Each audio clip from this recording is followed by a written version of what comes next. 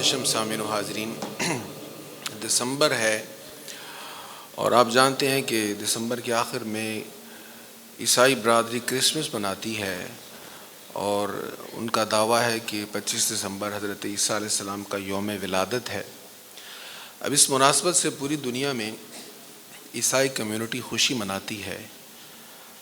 تو ویسے تو اس میں اختلاف ہے کہ آپ کا یوم ولادت 25 دسمبر ہے یا نہیں، عیسائیوں کے درمیان بھی شدید اختلاف ہے۔ خیر وہ ایک الگ بات ہے، اور یہ بھی ایک بات قابل غور ہے کہ جس ہستی کا یوم ولادت منایا جا رہا ہے ان کی تعلیمات سے یوم ولادت کے موقع پر ان کی تعلیمات سے انحراف کیا جاتا ہے۔ اب ٹریلینز ڈالر کے حساب سے شراب پینا عیسیٰ علیہ السلام سے محبت تو نہیں ہے۔ زنا کثرت کے ساتھ ہونا، بلکہ زنا بالجبر کے ہزاروں واقعات یورپ کی ماحول میں ہوتے ہیں، جہاں پر ان کا دعویٰ ہے کہ ہم وومن رائٹس جو ہیں اس کا بڑا خیال کرتے ہیں، تو ہزاروں واقعات وہاں پر زنا بالجبر کے ان مواقع پر، اس موقع پر ہوتے ہیں۔ یہ بھی ایک بہرحال الگ عنوان ہے، لیکن آج ہم بات کریں گے جناب سیدنا عیسیٰ علیہ السلام کے بارے میں قرآن کیا فرماتا ہے، کیونکہ ہمارے لیے وہ جاننا، وہ سمجھنا اور اس پر ایمان لانا ضروری ہے جو قرآن نے ہمیں کہا ہے جناب عیسیٰ علیہ السلام کے بارے میں۔ سورہ آل عمران، اس کی وجہ تسمیہ یہ ہے کہ حضرت عمران جو ہیں یہ سیدنا عیسیٰ علیہ السلام کے نانا جان ہیں۔ حضرت عمران کی اولاد کی باتیں سورت میں، اس وجہ سے اس کو آل عمران کہا جاتا ہے۔ یہ قرآن کریم کی ترتیب کے اعتبار سے تیسری سورت ہوئی، سورہ بقرہ کے بعد یہ آل عمران ہے، تیسرے پارے میں اس کا آغاز ہے۔ اس میں سیدہ مریم کی والدہ کے بارے میں کہا ہے، اللہ تعالیٰ نے ارشاد فرمایا اذ قالت امرأۃ عمران رب انی نذرت لک ما فی بطنی محررا فتقبل منی انک انت السمیع العلیم۔ جب عمران کی بیوی نے عرض کیا اے میرے رب جو میرے پیٹ میں ہے اس کی میں نے تیرے لیے نظر مانی، خاص تیرے لیے، دیگر ذمہ داریوں سے آزاد کیا، سو تو میری طرف سے اس نظر کو قبول فرما، بے شک تو بہت سننے والا خوب جاننے والا ہے۔ تو حضرت عمران کی جو زوجہ تھی ان کا نام حنہ یا حنہ ہے۔ وہ خواہش تھی ان کے ہاں بھی اولاد ہو، تو ایک عمر کے بعد خواہش پوری ہوئی، تو جب حمل ٹھہرا تو انہوں نے نظر مان لی، اور خیال ان کا یہ تھا کہ میرے ہاں بیٹا پیدا ہوگا۔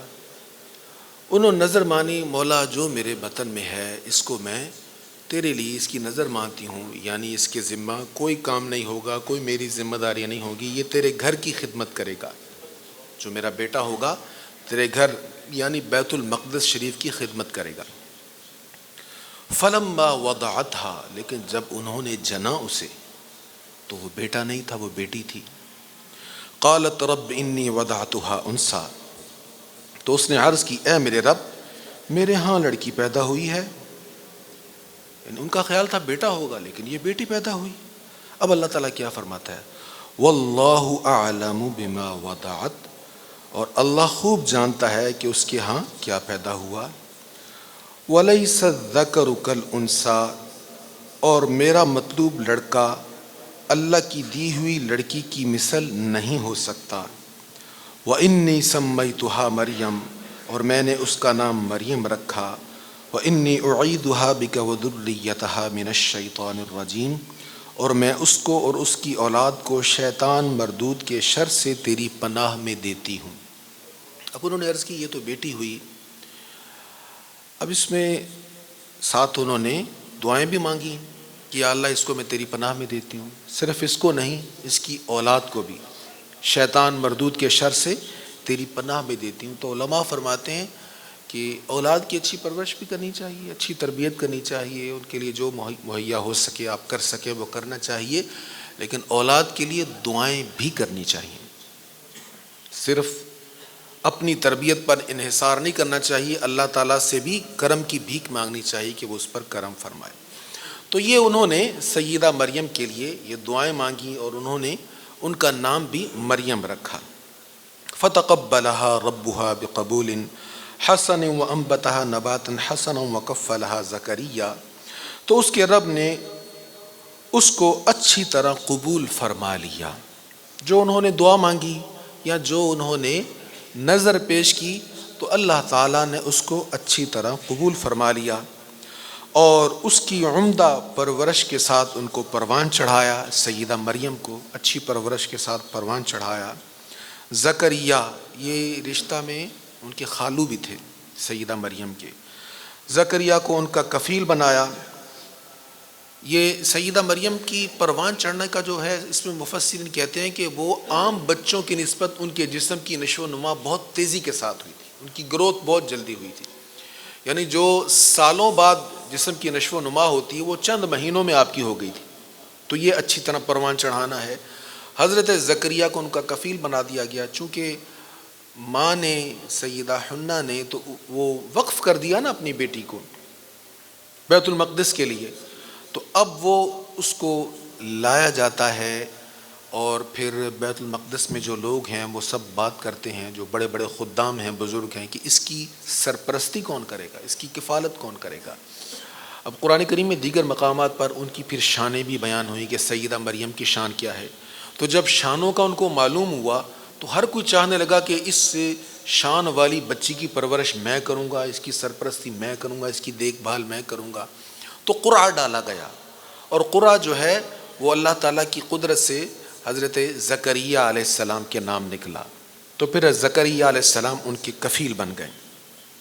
اب آگے ایک واقعہ بیان ہو رہا ہے. کلما دخل علیہا زکریا المحراب وجد عندها رزقا, کہ زکریا علیہ السلام جب مریم کے محراب میں جاتی, ہمارے ہاں تو جہاں امام کا مصلی ہوتا ہے اس کو محراب کہتے ہیں, ویسے محراب حرب سے ہے اور حرب جنگ کو کہتے ہیں, اور محراب کو مورچہ, معنوی اعتبار سے محراب مورچہ ہے.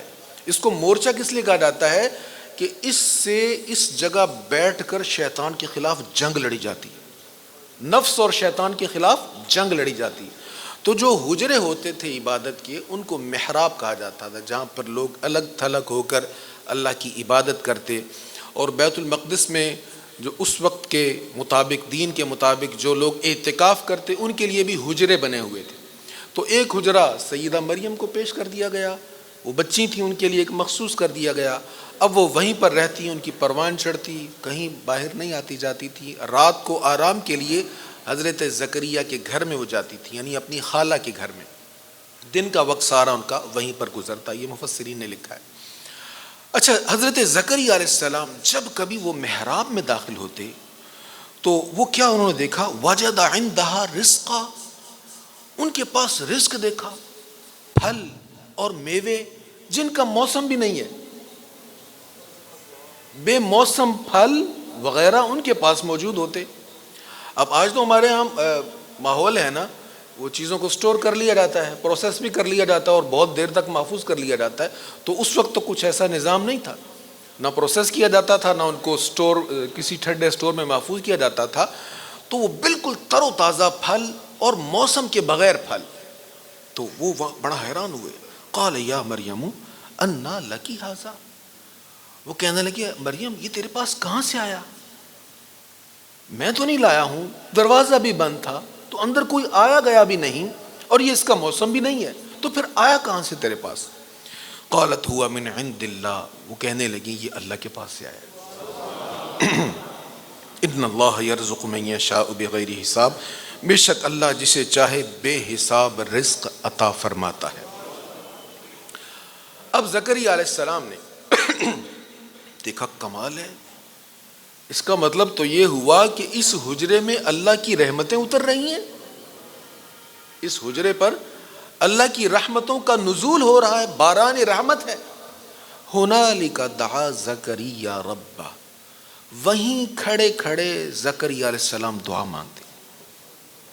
یہ ہنالک, آپ عرب میں جائیں تو آپ وہاں کچھ دیکھیں نا, ہونا ہنا, یہ قریب کے لیے. تو وہیں کھڑے کھڑے زکریا علیہ السلام دعا مانگتے ہیں, اس کو قرآن بیان کر رہا ہے. اور یہ بتا رہا ہے کہ جہاں نزول رحمت ہو وہاں دعا مانگنی چاہیے. جہاں نزول رحمت ہو، جہاں اللہ کا ذکر ہو رہا ہو، اللہ کی باتیں ہو رہی ہوں، محبت مصطفیٰ کی تذکرے ہو رہے ہوں، وہاں نزول رحمت ہو رہا ہوتا ہے. جہاں تلاوت قرآن ہو رہی ہو وہاں نزول رحمت ہو رہا ہوتا ہے. ایسے ہی جہاں انبیاء اولیاء کے مزارات ہوں وہاں نزول رحمت ہوتا ہے. دعا آپ جہاں بھی مانگیں، اللہ تعالیٰ شہرک سے بھی قریب ہے، جہاں چاہے دعا مانگے وہ سنتا ہے. لیکن جہاں نزول رحمت ہو وہاں جا کر اس سے دعا مانگے تو قبولیت جلدی ہوتی ہے. ہنالک دعا زکریا ربہ، اس جگہ زکریا نے اپنے رب سے دعا کی، کہا اے میرے رب، ہب لی من لدنک ذریۃ طیبہ، مجھے اپنی طرف سے پاکیزہ اولاد عطا فرما، انک سمیع الدعاء، بے شک تو ہی دعا سننے والا ہے. یہ زکریا علیہ السلام یہ بڑھاپے میں دعا مانگ رہے ہیں. ان کو بھی ذوق پیدا ہوا رحمتیں برستی دے کر میری بھی اولاد ہو. اور بعض مفسرین نے کہا انہوں نے جب دیکھا کہ رب اگر بے موسم پھل عطا فرما سکتا ہے تو اگرچہ میری عمر کا وہ موسم نہیں رہا تو اس عمر میں اولاد بھی عطا فرما سکتا ہے، وہ اس پر قادر ہے.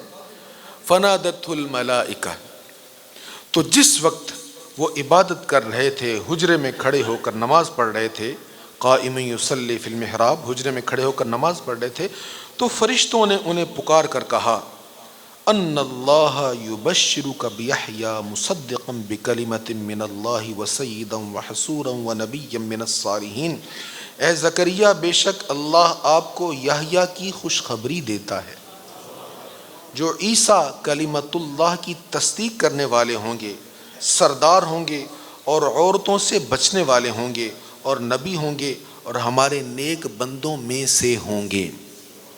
تو جناب یحییٰ علیہ السلام کی بشارت دے دی کہ آپ کے یہاں بیٹا ہوگا اور اس کا نام یحییٰ ہے اور اس میں یہ خوبیاں ہیں. حضرت عیسیٰ جو اللہ کا کلمہ ہے ان کی وہ تصدیق کریں گے اور حصور ہوں گے، سید ہوں گے، سردار ہوں گے، یہ ساری خوبیاں ان کی بیان ہوئیں.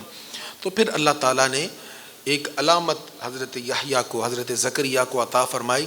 اور پھر تھوڑا سا تذکرہ ہے یہاں پر اس مقام پر.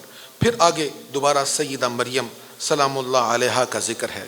وَإِذْ قَالَتِ الْمَلَائِكَةُ يَا مَرْيَمُ إِنَّ اللَّهَ اصْطَفَاكِ وَطَهَّرَكِ وَاصْطَفَاكِ عَلَى نِسَاءِ الْعَالَمِينَ، اور جب فرشتوں نے کہا اے مریم بے شک اللہ نے تمہیں منتخب کر لیا اور تمہیں پاک کر دیا اور تمہیں تمام جہان کی عورتوں پر بزرگی عطا فرما دی. سیدہ مریم کو اس دور میں جتنی بھی صالح مومن ایمان والیاں اللہ کی ولیاں مقرب بندیاں تھیں ان میں سب سے بلند مقام سیدہ مریم کو اللہ نے عطا فرمایا. نبی کریم علیہ السلام کی حدیث میں پھر اس کی وضاحت ہے. حضور علیہ السلام نے فرمایا کہ اللہ تعالیٰ نے جن خواتین کو بلند مقام عطا فرمایا ان میں سیدہ مریم ہیں، ان میں آسیہ جو زوجہ فرعون ہیں، اور پھر حضور نے فرمایا ان میں فاطمہ بنت محمد ہے صلی اللہ علیہ وسلم. سرکار نے فرمایا فاطمہ جنت کی عورتوں کی سردار ہیں. تو سیدہ مریم کے بارے میں یہاں پر ارشاد ہوا کہ اس دور میں جہان کی تمام عورتوں پر انہیں فضیلت عطا فرمائی گئی. پھر کہا گیا یا مریم اقنتی لربک واسجدی وارکعی مع الراکعین، اے مریم اپنے رب کی فرما برداری کرو اور سجدہ کرو اور رکوع کرنے والوں کے ساتھ رکوع کرو. رکوع کرنے والوں کے ساتھ رکوع کا مطلب باجماعت نماز پڑھنا. اب مریم علیہ السلام کو یہ حکم نہیں تھا کہ آپ مردوں میں آ کے باجماعت نماز پڑھیں. مفسر نے لکھا ہے حکم یہ تھا کہ جب یہاں پر جماعت ہو تو آپ بھی ساتھ شامل ہو جائیں اور اپنے حجرے میں جماعت کے ساتھ شامل ہو کر آپ نماز پڑھیں. اور مفسر نے یہاں پر لکھا ہے کہ ویسے تو خواتین پر جماعت کے ساتھ نماز پڑھنا لازم نہیں ہے، نہ جمعہ کی نہ اور کوئی نماز، لیکن اگر ممکن ہو تو انہیں مسجد میں جا کر جہاں باپردہ اہتمام ہو جماعت کے ساتھ نماز پڑھنے کا موقع ہو تو وہ یہ موقع انہیں حاصل کر لینا چاہیے. ذالک من انباء الغیب نوحیہ الیک، یہ غیب کی بعض خبریں ہیں جن کی ہم آپ کی طرف وحی فرماتے ہیں، اور آپ اس وقت ان کے پاس نہ تھے جب وہ قرآن دازی کے لیے اپنے قلموں کو ڈال رہے تھے کہ ان میں سے کون مریم کی کفالت کرے گا، اور آپ ان کے پاس نہ تھے جب وہ جھگڑ رہے تھے. اب حضور علیہ السلام یہ ساری باتیں کفار کو بتا رہے ہیں، عیسائیوں کو بتا رہے ہیں کہ ایسے ایسے ہوا، یوں ان کی ولادت ہوئی، پھر ان کی کفالت کے معاملے میں جھگڑا ہوا، پھر قرآن اندازی کی گئی اور قرآن اندازی میں حضرت زکریا علیہ السلام کا نام نکل آیا اور انہوں نے پھر اس کی پرورش کی۔ اب یہ حضور کی نبوت کی دلیل ہے، حضور کا یہ بیان کرنا سرکار کی نبوت کی دلیل ہے، اس طرح کہ عرب کے سب لوگ جانتے تھے کہ نہ حضور علیہ السلام نے تورات پڑھی ہے، نہ انجیل پڑھی ہے، نہ کسی مدرسے میں گئے ہیں، نہ کسی سے کچھ سیکھا ہے، نہ کسی سے کچھ پڑھا ہے۔ کسی نے یہ دعویٰ نہیں کیا کہ آپ پڑھنے کے لیے فلاں شخص کے پاس گئے، یا آپ بکس سٹڈی کرتے تھے، یا آپ کی ایک لائبریری تھی، آپ کے پاس کوئی کتاب تھی۔ سب جانتے ہیں کہ آپ کہیں سے کسی سے پڑھنے نہیں گئے، اور پھر نہ پڑھنے کے باوجود آپ یہ خبریں بتا رہے ہیں، تو یہ اس بات کی دلیل ہے کہ آپ پر وحی اترتی ہے۔ یہ یہاں پر بیان ہو رہا ہے کہ آپ تو ان کے پاس نہیں تھے، تو یہ ساری باتیں آپ بیان کر رہے ہیں، تو یہ آپ کی نبوت کی دلیل ہے۔ بتائیں انہیں کہ بتاؤ کوئی ہے تم میں سے دعویٰ کرنے والا، کوئی عیسائی، کوئی یہودی، کوئی اہل کتاب میں سے جو کہے کہ محمد نے ہم سے کوئی کتاب لے کر پڑھی ہے یا ہم نے ان کو کچھ باتیں بتائیں۔ تو یہ ساری خبریں تمہیں بتا رہے ہیں، یہ اس بات کی دلیل ہے کہ آپ پر وحی اترتی ہے۔ اذ قالت الملائکۃ یا مریم ان اللہ یبشرک بکلمۃ منہ اسمہ المسیح عیسی ابن مریم وجیہا فی الدنیا والآخرۃ ومن المقربین، اور جب فرشتوں نے کہا اے مریم اللہ تمہیں اپنی طرف سے ایک خاص کلمہ کی خوشخبری دیتا ہے جس کا نام مسیح عیسیٰ ابن مریم ہے، وہ دنیا اور آخرت میں معزز ہے اور اللہ کے مقربین میں سے ہے۔ وَيُكَلِّمُ النَّاسَ فِي الْمَهْدِ وَكَهْلًا مِّنَ الصَّالِحِينَ، اور وہ لوگوں سے گہوارے میں بھی کلام کرے گا اور پختہ عمر میں بھی، اور وہ نیکوں میں سے ہوگا۔ یہ فرشتے نے آپ کو خبر دیا کہ بیٹا پیدا ہوگا آپ کے ہاں، وہ کلمت اللہ ہے، اور اس کی شان یہ ہے کہ گہوارے میں، گہوارے سے مراد جھولا بھی ہو سکتا ہے، ماں کی گود بھی ہو سکتی ہے، وہ گہوارے میں کلام کرے گا اللہ سے، اور کہلا پختہ عمر میں 35 سال یا 40 سال کے بعد کی عمر کو کہولت کہا جاتا ہے کہ وہ پختہ عمر میں بھی کلام کرے گا۔ اب جناب عیسیٰ علیہ السلام کو عیسائی کہتے ہیں کہ ان کو صلیب پر لٹکا دیا گیا، سولی دے دی گئی اور ان کو معاذ اللہ قتل کر دیا گیا، اور ان کے مطابق اس وقت ان کی عمر 30 سال کے لگ بھگ تھی۔ اور ہمارا دعویٰ یہ ہے کہ ان کو سولی نہیں دی گئی بلکہ اللہ نے ان کو آسمانوں پر اٹھا لیا۔ یہی سورہ آل عمران میں اس کی تفصیل ہے، زندہ ہی آسمانوں پر اٹھا لیا، اور عمر مبارک واقعی اس وقت تقریباً 30 سال تھی۔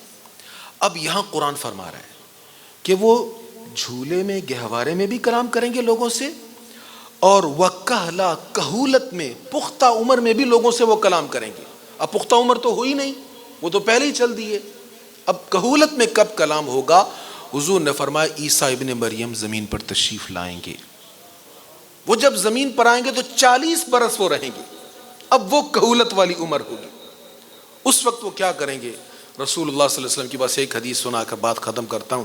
حضور علیہ السلام نے حضرت عیسیٰ کی بڑی شان بیان فرمائی، ان کی عظمت بیان فرمائی، وہ یہ کریں گے، یہ ہوگا، اور اس طرح کے معاملات ہوں گے، دنیا کا نظام اس طرح ہوگا، کبھی اس پر انشاءاللہ بات ہوگی۔ حضرت ابو ہریرہ روایت کرتے ہیں حضور نے فرمایا اے میرے غلاموں ذرا سوچو تو صحیح، وہ کیا وقت ہوگا، وہ کیا لمحہ ہوگا جب عیسیٰ ابن مریم زمین پر آئیں گے، نماز کا وقت ہوگا لیکن مصلی پر وہ نہیں کھڑے ہوں گے، امام تم میں سے ہوگا، امام تم میں سے ہوگا۔ اللہ اکبر، یہ شان ہے امت محمدیہ کی۔